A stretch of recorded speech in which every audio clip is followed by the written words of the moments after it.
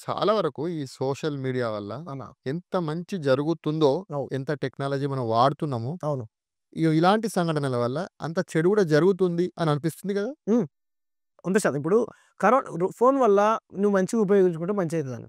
చెడుకు ఉపయోగించుకుంటే చెడయితది. అవును. కరోనా పీరియడ్‌లో స్కూల్‌లోకి పోతే పిల్లలందరికీ ఆన్‌లైన్ క్లాస్ ఆన్‌లైన్‌లో దానికి మంచిగా ఉపయోగపడ్డదా? చెడుగా ఉపయోగపడ్డదా? ఉపయోగపడ్డది. మరి నువ్వు దాంట్లో బూతు బొమ్మలు చూస్తున్నావా? ఇన్‌స్టాగ్రామ్‌లో ఆడుతున్నావా? ఎవరితో చాట్ చేస్తున్నావా? 24 గంటలు పేరెంట్స్ అయితే నీ పక్కనుండి చూడలేరు గదా! ఉండలేరు కదా! నువ్వు మంచిగా ఉపయోగించుకో. ఇప్పుడు మనం మాట్లాడేదున్నది.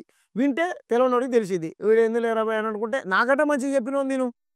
మీకు అర్థమైందా? అంతే కదా! అంతే విను. నీకు నచ్చకపోతే ఓ పాటిను. ఓ మాటిను. అంతేగాని ఏమంటారు క్రైమ్ చేసేటువంటి ఆలోచనలోకి వెళ్ళిపోయేటువంటి వాటిని వినకండి, చేయకండి. హ్మ్. క్రైమ్‌ని కట్టడి చేయాలి గదా మనం. హ్మ్. మన ప్రజాస్వామ్యం అదే చెప్తది గదా! అవును. అంటే ఒక మరి ఇయ్యే గదా మనం జేయాల్సింది. అవును. కాబట్టి నేనేమంటున్నానంటే ఫోన్‌లు గూడా పేరెంట్స్ గూడా మీరు కౌన్సెలింగ్ ఇయ్యండి. కంట్రోల్ జేయండి. పిల్లలకు ఫోన్ ఇయ్యడం తప్పు గాదు. హ్మ్. ఇయ్యపోతే వాడు బువ్వ తినను అంటాంటాడు మళ్ళా రోజంతా. అటువంటి పరిస్థితి ఉందిలే. బువ్వ తినను, పిల్లలు కూడా. నేను పండుకోను, బువ్వ తినను. ఫోన్ ఇయ్యకపోతే బిల్డింగ్ మీద నుంచి కింద దూకి చచ్చిపోయిండు తెలుసా ఒకాయన? ఎక్కడైనా ఆ అపాయింట్‌మెంట్‌ల మన ఇక్కడ ఎర్రగడ్డ దగ్గర. హ్మ్. ఫోన్ ఇయ్యట్లేదని గేమ్స్ ఆడనీయట్లేడు మా అమ్మ అని అవునవును. అప్పట్లో.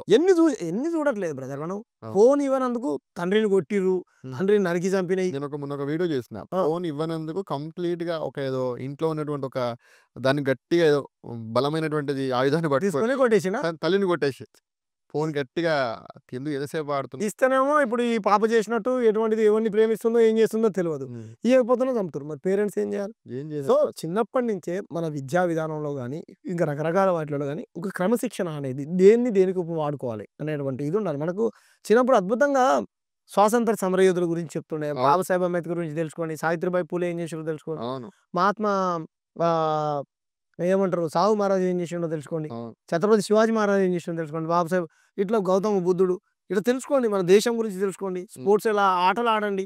హ్మ్. ఉన్నాయి గదా! అనేక రకరకాల అవును. గేమ్స్ ఉన్నాయి గదా! గేమ్స్ ఆడండి. పుస్తకాలు చదవండి. పాటలు వినండి. సాహిత్యాన్ని, కవిత్వాన్ని ప్రేమించండి. సమాజం ఎలా జరుగుతున్నటువంటి అనేక సమస్యలని అయి ఎట్లా ఆలోచించండి. ఒకరొక అభిప్రాయాలు ఒకరితోని మాట్లాడుకొని షేర్ జేసుకోండి. ఇది గదా! ఒక మంచి మెరుగైన సమాజాన్ని నిర్మిద్దాం. అవును. రాజకీయ నాయకులు ఒకవేళ నిజంగా మీకు వయసొచ్చి రాజకీయాల పట్ల అవగాహన ఉందనుకో, అన్న ఇలా చేసి రాజకీయ పార్టీ బాగుంటదని ఆ రాజకీయ పార్టీలకు సలహా సూచనలు ఇయ్యండి. ఇచ్చినటువంటి హామీలు రాజకీయ నాయకులు నెరవేర్చకపోతే కొట్లాడండి. మనది ప్రజాస్వామ్య దేశం గదా! అంతే కదా! రండి మనం పోరాటం చేద్దాం. ప్రజాస్వామ్యబద్ధంగా ధర్నా చేద్దాం. హ్మ్. రాస్తారోకో చేద్దాం. ఓకే. ఇది గదా! అవును. ఈ మార్పొస్తే బావుంటది. అవును. నిజమేనా ఇవన్నీ గూడా రావాల్సిన అవసరం ఉంది. అలా. ఎందుకంటే చాలా వరకు పిల్లల్ని గూడా ఎప్పటికప్పుడు గమనిస్తూ అవును. వాళ్ళను కౌన్సెలింగ్ జేయాలి. స్కూళ్ళలో ఇటువంటి అంశాలపై ఇంకోటి ఇప్పుడు కౌన్సెలింగ్ జేయాలని. సిగరెట్లు తాగుడు, గంజాయి ముఖ్యమంత్రి గారు మంచి నిర్ణయం తీసుకున్నారు. అవును. ఎవడన్నా గనక ఈ గంజాయి అమ్మినట్టు, తాగినట్టు తెలిసినా నాన్ బెయిలబుల్ కేసులు పెట్టి ఎన్‌డీపీఎస్‌ఐ ఏమో యాక్ట్ ఉంది గదా! ఆ యాక్ట్ కింద లోపలేసి పడేస్తామని అన్నాడు. హ్మ్. నాన్ బెయిలబుల్ కేసులు పెడతామన్నాడు. పెట్టాలి. పెట్టాలన్నా కానీ పెట్టాలి. ఇవి డ్రగ్స్‌ని కట్టడి చేయాలి. ఈ డ్రగ్స్ మహమ్మారి స్కూళ్ళలో గూడా విద్యార్థులు గూడా వ్యాపించిందిప్పుడు. ఎంత గ్రామాలలో గూడా. ఆ! వ్యాపించేసింది. హ్మ్. ఎంత దుర్మార్గం అంటే మద్యపాన నిషేధం ఉండాలని ఉద్యమం చేస్తారు రాజకీయ నాయకుడు. ఆ మద్యం దుకాణమే గుడి పక్కన, బడి పక్కన ఉంటది. ఉంటది. చాలా నేను మా ఏరియాకి రండి. శివాలయం గుడి పక్కన గుడి ఎదురుంగానే వైన్స్ ఉంటదండి. హ్మ్. ఈ ఎదురుంగా శివుడు ఉంటాడు. శివుడు దీని మీద ఒక్క నాయకుడు కూడా మాట్లాడడు. మాట్లాడరు. నాట్ ఓన్లీ ఒక పార్టీ అని నేను అంటలే. ఆ రాజకీయ నాయకులే గదా! ఆ వైన్స్ గూడా. నేను ఒక పార్టీని అంటలే గుర్తుపెట్టుకోండి. అందరూ అన్ని రాజకీయ పార్టీలు అందరూ. ఎంత దుర్మార్గం. హ్మ్. దీని మీద ఎందుకు మాట్లాడరు అంటే ఆ వైన్సోడు ఆ రాజకీయ పార్టీకి అంతే. ఫండ్ ఇస్తాడు. పండిస్తారు. లేకపోతే వాళ్ళయి ఉన్నాయి. వాళ్ళే ఉంటాయి. ఆ! మీరు ఇంకోటి చూడండి. ఈ జీడిమెట్ల డిపో దగ్గర పోచమ్మ గుడి ఉంటది. ఇటు పక్కన చెట్టు కింద. హ్మ్. ఆడ పక్కనే పెట్రోల్ బంక్ పక్కన వైన్ షాప్ ఉంటది. హ్మ్. గుడికి, బడికి ఎంత దూరంలో ఉండాలి. ఇటువంటి ఆ! మద్యం గాని, ఇంకోటి గాని, ఇంకోటి గాని వీటి మీద దృష్టి పెట్టాల్సిన అవసరం లేదా మనం? ఖచ్చితంగా ఉంది. కాబట్టి వీటి మీద కదా ఎక్కువ చర్చ జరగాలి. అవును. రైతులు వ్యవసాయం ఒక సినిమానే తీసుకోవాల్సొచ్చింది మనం. వ్యవసాయం ఒకప్పుడు ఇలా ఉంటదంట అని 'మహర్షి' సినిమాలో మహేష్ బాబు పిల్లల్ని పంపించి చూపిస్తుండు. ఎంత దుర్మార్గం చూడండి. ఏడ పండుతదో తెలవదు. పంట భూమిలో పండుతదా? ఏడ పండుతదా? కిరాణా షాపుల నుంచి వస్తాయనుకుంటారు.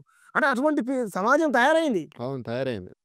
మనం ఏం చేస్తాం అన్న? అవును. కాబట్టి అన్నిటి మీద అవగాహన పెంచాల్సినటువంటి అవసరం ఉన్నది. హ్మ్. అది వ్యవసాయం మీద, ఎన్విరాన్మెంట్ మీద, భూముల్ని, ప్రకృతి ఈ సంపదని మన భావితరాలకు అందించేటువంటి ఆహ్, ఎలా చేయాలి అనేటువంటి ఆలోచన ఉండాలి తప్ప, ఈ టెక్నాలజీ లేకపోతే ఫోన్‌లు గీళ్ళ ద్వారా మంచిగా ఉపయోగించడం మంచిగా ఉపయోగపడతాయి. చెడుకు ఉపయోగపడతాయి బ్రదర్. ఎంత చెడుని అవాయిడ్ చేస్తే అంత మంచిదని నా అభిప్రాయం. అన్న థాంక్ యూ అన్న. ఇంతసేపు చాలా సామాజిక, రాజకీయ అంశాలు మాతో ఇన్ని విషయాలు మాతో పంచుకున్నందుకు మీకు ప్రత్యేకించి హ్మ్. ధన్యవాదాలన్న. Thank you. థాంక్ యూ అన్న. మీ వ్యూ న్యూస్ ప్రేక్షకులకు గూడా ప్రత్యేకమైనటువంటి ధన్యవాదాలు.